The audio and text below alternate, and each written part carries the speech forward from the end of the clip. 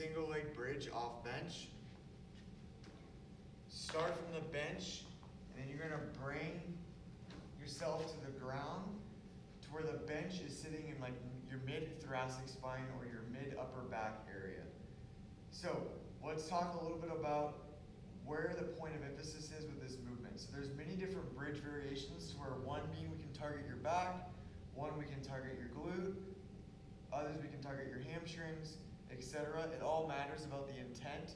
So in this particular example, we are going after your glutes for hip extension. So what a lot of people do when they do a bridge is they'll create a fulcrum point on this bench, and they'll overarch their back, and they'll pivot around that fulcrum point, but their chest is not really moving.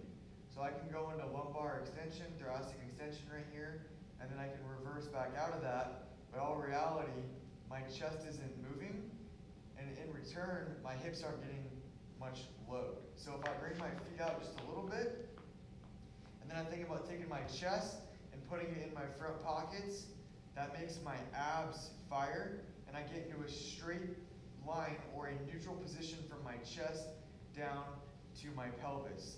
So from here, I'm going to bring my knee to my chest, I'm going to hold the back side of it, and then I'm going to pivot around that fulcrum point, but all the load is now placed into my hip because my abs are tight and I'm staying in a straight line. The only thing that's working is going to be the glute.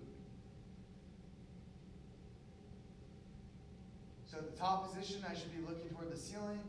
At the bottom position, I should be looking straight in front of me, trying to keep a double chin the whole time. Nice, compact cervical spine.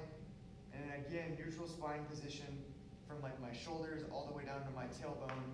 So that allows me to place the load into my hip.